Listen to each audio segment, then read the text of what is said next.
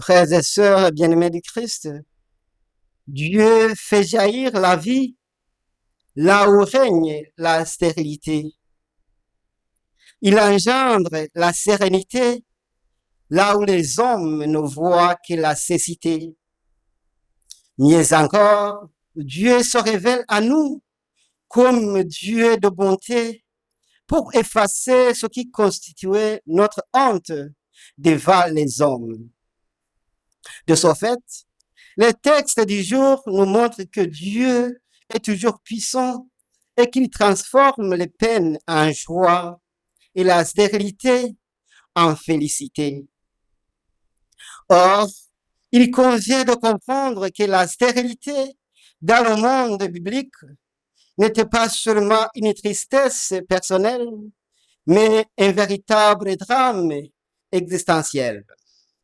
D'une part, elle était perçue comme une malédiction divine.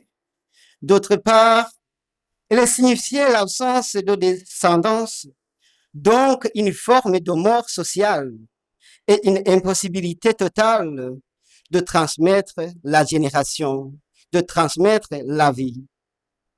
Pourtant, c'est précisément dans cette impossibilité radicale que Dieu intervient. En effet, il envoie un messager pour annoncer l'impossible, car voilà sa manière propre d'agir. Il fait surgir la vie de la mort même.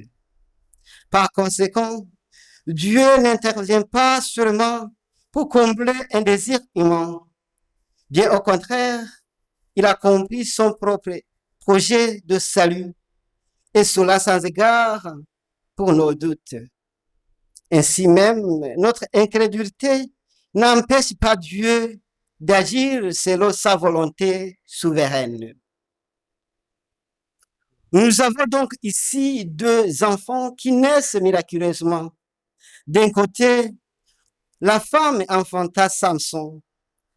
L'enfant grandit et le Seigneur le bénit. De l'autre côté, nous avons Élisabeth qui mit au monde un fils, Jean. Or, ces naissances ne sont pas des fins en soi. Au contraire, elles ont pour but précis préparer le salut et la venue du Seigneur. D'abord, Samson commencera la libération d'Israël de l'oppression philistine. Ensuite, Jean préparera le chemin du Messie par son ministère de conversion. Dès lors, c'est précisément parce que ces enfants naissent miraculeusement qu'ils manifestent la puissance de Dieu. En effet, Dieu utilise notre preuve pour préparer des bénédictions plus grandes que nous ne pouvons l'imaginer. Autrement dit, nos épreuves actuelles ne sont pas des punitions divines, mais plutôt des préparations mystérieuses à des grâces futures. Frères et sœurs, retenons ici, Dieu voit nos stérilités et intervient dans nos impossibilités. Car, comme l'affirme l'Écriture, rien n'est impossible à Dieu. Par conséquent, croyons et espérons.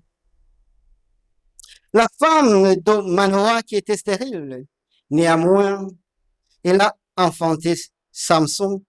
Et Élisabeth qui était stérile et âgée, pourtant il a enfanté Jean.